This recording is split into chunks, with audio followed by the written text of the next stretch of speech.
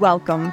You are listening to the Play Big Queen podcast. This is for you if you are a woman who is an entrepreneur, business owner, professional, leader, or someone who is deeply committed to personal growth, self-improvement, transformation, and living authentically. This is especially for you if you have an invisible disability, whether you are diagnosed, undiagnosed, self-diagnosed, or late diagnosed, and you are working on reclaiming your neurodivergent identity, rebuilding confidence, learning what works for your unique brilliance while breaking free from small people-pleasing conditioning. If you are a visionary change maker interested in advancing your leadership and creating success on your terms, and you want to leave a legacy, if you are navigating disability or neurodiversity as an individual or as an ally, and you are looking for a supportive and inclusive environment to thrive, then this is for you. I am your hostess, Kate Bailey. I am the Play Big Queen.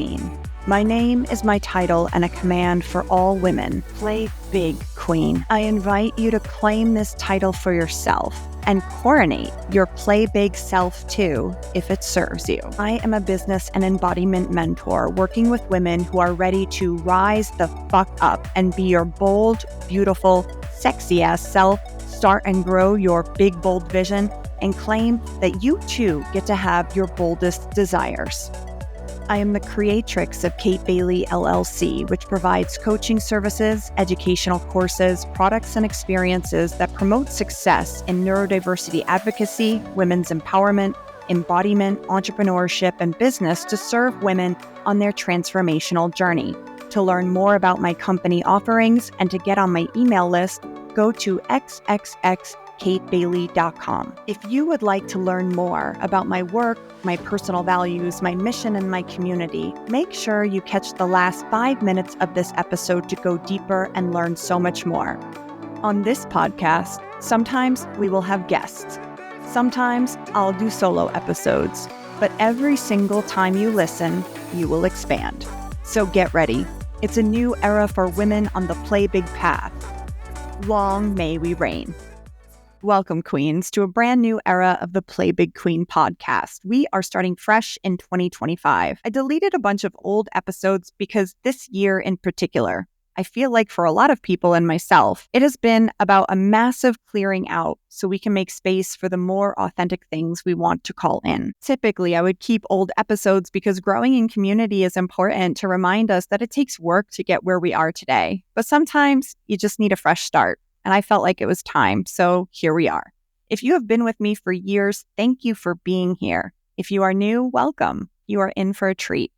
Today, we're diving into a journey many of us have dreamed about, leaving the corporate grind behind and stepping into your power as the CEO of your own life and business. For me, this was not a simple or straightforward path. It was full of reinvention, lessons learned, and moments when I thought I wouldn't make it. But stepping out of the corporate world and into my role as Play Big Queen CEO was the most liberating and empowering decision of my life. If you're feeling stuck in a job that doesn't see your brilliance, or if you're wondering how to take the leap into entrepreneurship, this episode is for you. Like many women with ADHD, my career path was not linear. It was a series of pivots and reinventions. I had multiple jobs. I had pivoted full-on career paths often. And my resume looked unbelievable as I reinvented myself multiple times. I fluctuated between working jobs that required a lot of intensity, like working in television production and casting for MTV networks, and later working at the New York City Fire Department as a hazmat EMT and instructor. I had a lot of self-limiting beliefs and misconceptions along the way. I thought that in order to have a grown-up job, I needed to wear a suit and get a corporate office and have health insurance. So there were times where I told myself to just grow up and get a job with less risk, and then I would pivot again and go back to work in corporate. But let me tell you about one of the hardest experiences of my career, working at Progressive Insurance. Now, my husband, Tony, my stepson, Jair, and I decided to move from New York to Florida. My stepdaughter, Corey, she was living at school in Buffalo, New York. But we wanted a big change. We wanted to be near the ocean and be in a place with palm trees where it was sunny all year long. My rationale was a stable job as an insurance adjuster would help me build my coaching business on the side while we set up our new home in Florida. I thought it would be an easy transition from the medical field because I spoke medical and I had medical knowledge and experience.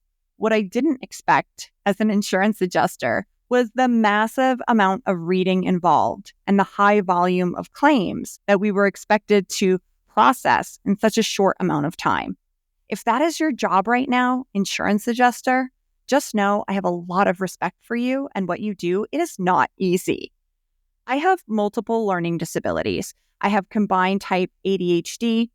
When I was younger, many doctors said Asperger's, but Asperger's is no longer a thing now. It just all falls under the umbrella of autism spectrum. I have a deficit in my visual memory and my story memory, and I really struggle with reading comprehension and sometimes auditory comprehension. While I was at Progressive, I was still undiagnosed, but I was trying to get accommodations from human resources for the reading comprehension learning disability so I could get more time to review claims. Human resources told me in these exact words, "You say you have this learning disability, Catherine, but we don't know that you officially do or how to help you." I told HR, "I've been like this my whole life. I know I need one-to-one training so I can learn my job properly in a controlled environment. I need a time accommodation, and I know I need assisted technology like an audio reader to read text." And HR said, "Well, you don't have a formal diagnosis, so it would really help us help you if you went to a doctor and got diagnosed." I didn't know my rights at the time, but it was highly unethical for HR to say this. But I needed to keep my job, so I went through tons of testing, thousands of dollars in costs, humiliation from different people in HR knowing too much about my private medical information and having to re-explain invisible learning disabilities over and over. I was put in a position where I had to pay $3,000 in out-of-pocket costs to get a formal diagnosis if I wanted to keep my job. And in the end, I got a note from a doctor that said I needed exactly what I was requesting before I got a formal diagnosis. Here's the thing. Self-diagnosis is valid. I know from working in medical that just because a doctor says you have a diagnosis doesn't mean that the symptoms just magically appear. You are symptomatic whether they put that label and diagnosis down on paper or not. And further, there's no guarantee that they have the right diagnosis. And you could apply this logic to any other diagnosis, right? Say if you have asthma. Now, depending on the severity of the asthma, we know that you're going to have trouble breathing in certain environmental conditions, like when it's cold out or there's pollen. Whether or not the doctor says it's asthma is irrelevant. Sure, you could go to the doctor for necessary treatments if it is severe, but the fact remains, whether the doctor says you have asthma or not, you are struggling to breathe. And if you know certain things work for you, like removing yourself from certain environments that are cold or have high pollen counts so you can breathe better, you should be able to access those environments without resistance. It was like that with my reading comprehension at work. No matter the cause, whether it was ADHD, autism, or a sensory processing or information processing disorder, I still struggled to read and needed accommodations in certain environments. But I went through the hoops. I went through the formal process. And after the diagnosis, I was treated like someone they had to respond to for legal reasons, but they had no real desire to actually help me. They gave me a person to train me one-to-one, but they didn't set them or me up for success. They were someone who was in the same position as I was. They weren't even someone who was qualified to train. They required the person training me to still do their daily workload on top of training me. Again, the person training me was not a trained teacher. And when I was training with them, it was like I was just a shadow in the room with them, where they talked loudly on their phone as they worked on their claim workload in a tiny office with me. I mean, they had a job to keep too, and they had a family to take care of too, but they worked their job while I was supposed to just sit there and review this printed training book on my own and essentially teach myself. The sensory environment was overwhelming. I wasn't retaining anything. This went on for 6 months. They wouldn't reduce the workload of the person who was supposed to be teaching me, and I never got the environment that I needed to learn. I started questioning my sanity. I kept asking for help, and in response, I was told I was getting help when I wasn't getting the help that I needed. I was being gaslit out of my disability. It got to the point where I cried every day in the bathroom. I couldn't quit because we agreed I was going to carry my family financially until my husband could join us and move down to Florida and secure his own employment. And I just bought a house and my husband was working to find work. He had a 22-year career as a paramedic. So we thought we could get work easy. But then when he moved down to Florida, we discovered that his identity had been stolen by someone in Florida, and it really prevented him from getting hired at places when they did a background check until we figured out that his identity had been stolen. But the accommodations that I received at Progressive were inadequate, and they never got better. No matter how much I asked for help or who I asked for help, they never got better. And that experience ignited something in me.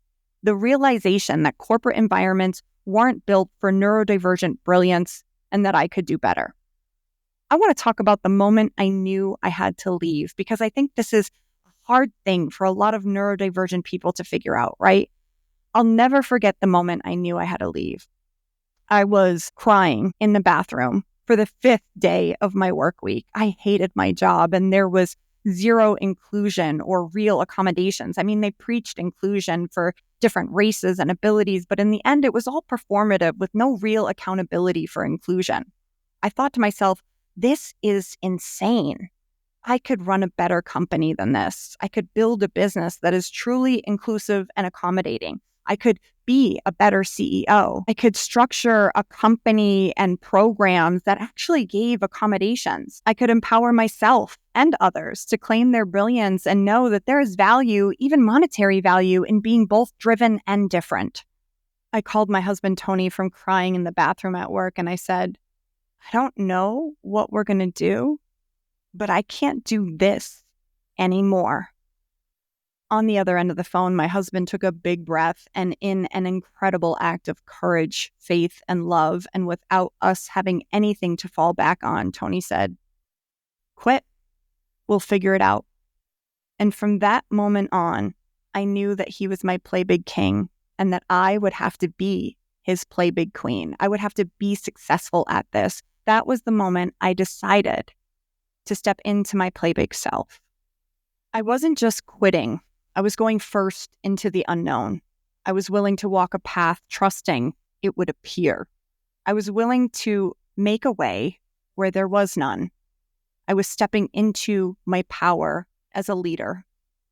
Now, there were many challenges transitioning. Some of the biggest challenges of transitioning to CEO was I had hardly any startup capital.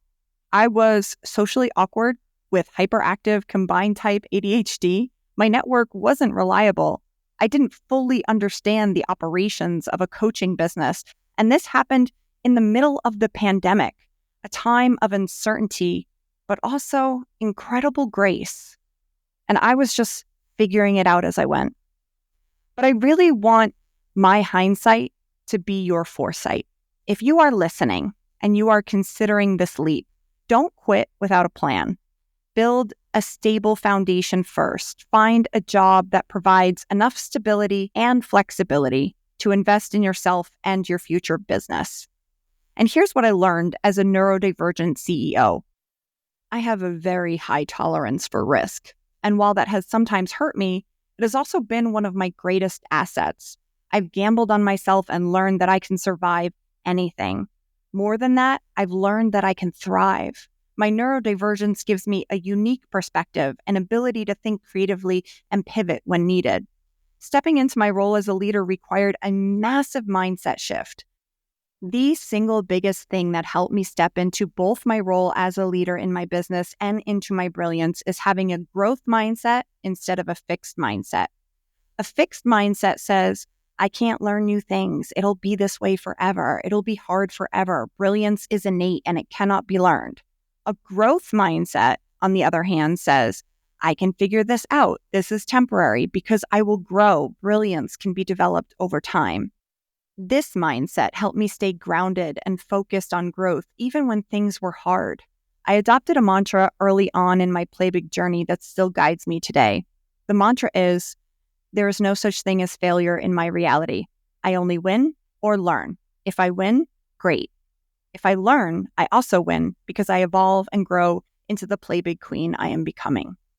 If you are listening to this and you are in a corporate role right now and you feel unhappy with your job, like your authentic self and your authentic voice feels suffocated, you feel like you've lost your vitality and you're leaking precious life force energy, and you feel like your job is just sucking at your soul and it's not aligned with your true purpose, here is my advice.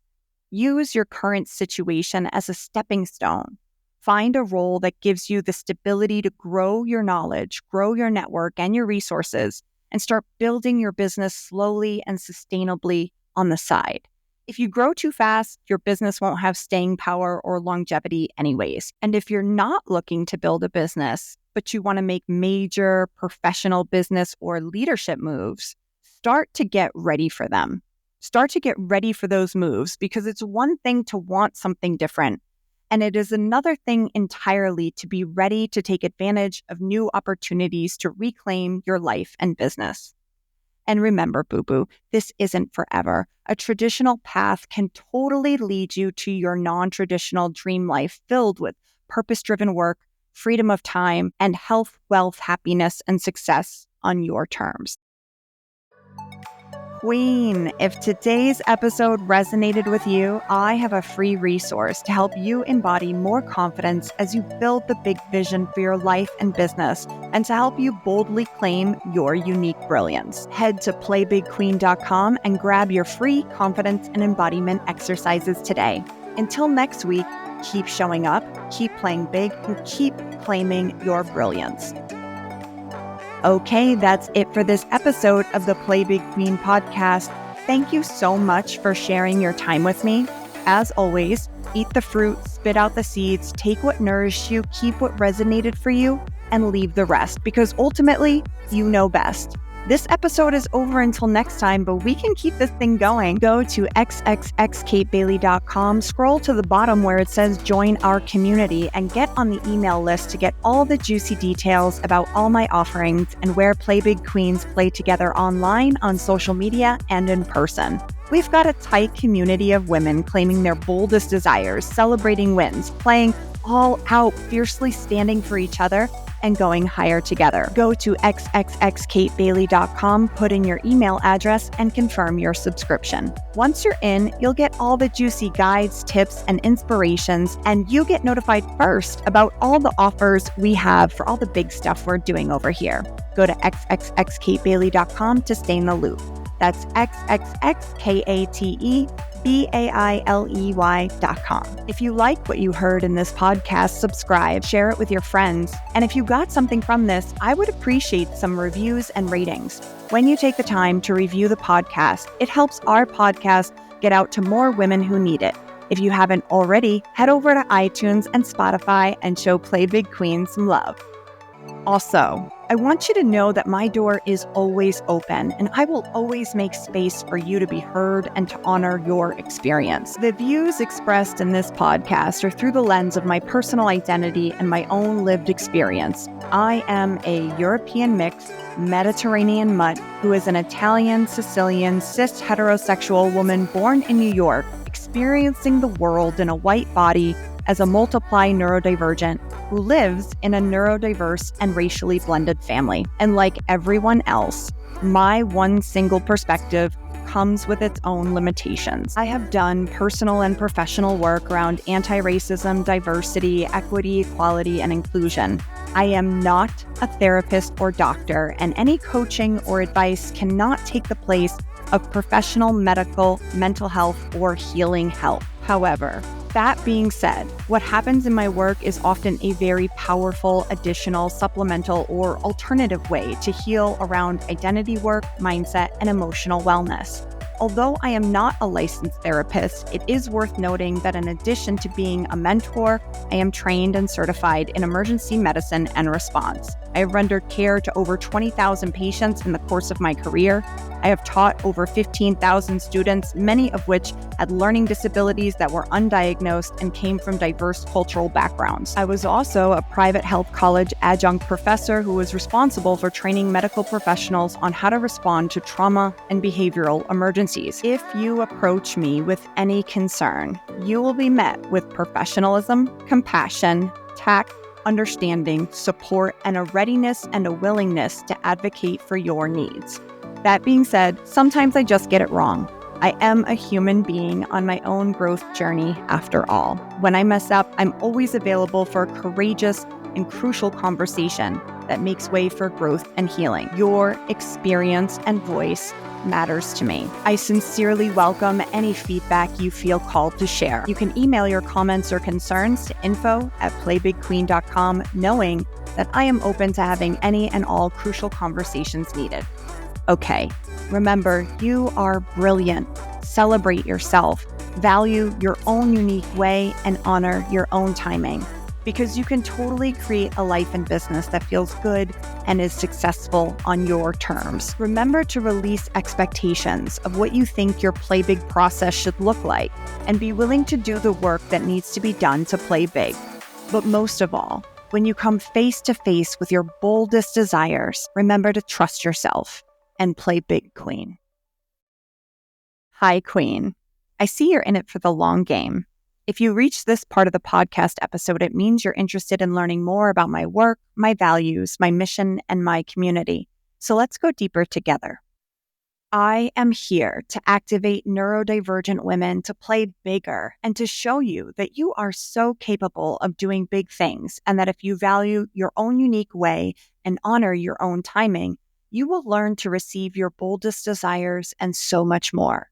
In my world, what makes you different is valued, celebrated, honored, and welcome. I welcome all who identify as female and non-binary folk in my Play Big Queens community.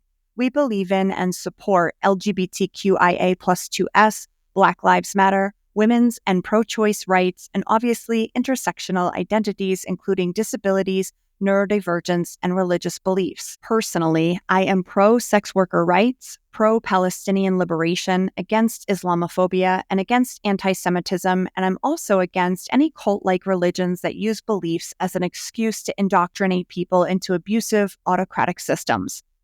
Like many neurodivergent people, we have big hearts and a strong sense of social justice around here. You are encouraged to stay and play in our Play Big Queen community if you share these values. For those who find the word queen does not resonate, perhaps because of imperial associations, the Play Big self archetype can take any form, and the invitation and activation remains the same. To learn to embody your Play Big self, to operate from love instead of fear, to go on a play big journey in community because you know that no play big queen can truly play big alone. To decide to cultivate the courage to use your voice, unmask, reclaim, embrace, and embody your brilliance, and create a life and business that works with the unique way that you work. Through this work, you will come to know the truth of your brilliance deeply. And as you come to know your authentic self, more and more will begin to open up for you. Knowing your unique brilliance will lead to great success and true belonging. In this world, we take the pressure off and learn to step off the traditional path so you can blaze your own trail. My mission is to get you motivated, inspired, and equipped to get into massive action and go on your very own Play Big journey. My mission is to empower at least 10,000 women to fully step into their Play Big self by offering healing, transformative, inclusive, and neurodiverse affirming coaching and content. Through innovative coaching programs, courses, and masterclasses, we provide the tools, support, sustainability, and community needed to help each woman embrace her unique path to confidence, success, and meaningful impact. If just 10,000 women with invisible disabilities and their allies were empowered with neurodiverse affirming and inclusive communication to express their unique brilliance, step into their authority and autonomy, and lead, the world would experience a profound shift towards inclusivity, innovation, and empathy. These women would break through societal limitations, modeling resilience, creativity, and strength of diversity. Their voices and perspectives, often shaped by unique experiences with challenges and perseverance, would redefine business leadership, inspire systemic change, and create spaces where diverse ways of thinking are not just accepted, but celebrated. Industries and communities would become more accessible and inclusive, with practices that honor varied ways of working, communicating, and achieving. This change would ripple into every area of life and society. Workplaces would become more adaptable, offering a culture of respect for individual strengths. Healthcare and education systems would improve, centering accessibility and compassion in their approaches, and policies would evolve to better support those with invisible challenges, benefiting society as a whole. So many women with so much potential are shrinking in the face of their own brilliance, just sitting on the sidelines waiting for permission instead of getting in the game. The activation of the latent potential in these women, their empowerment, making them visible, would inspire others, reduce stigma around invisible disabilities, and encourage everyone to lead authentically. Their successes will light the way for countless more women to rise, creating a culture of true diversity where every person feels valued, included, and emboldened to contribute their brilliance and lead with it. If you know you are ready for more clarity, confidence, and you want to embody your play big self and be supported around creating the big vision for your life and business, then send me an email at info@playbigqueen.com telling me why this work is so important for you, and we can explore opportunities to work together and make your play big dreams a reality.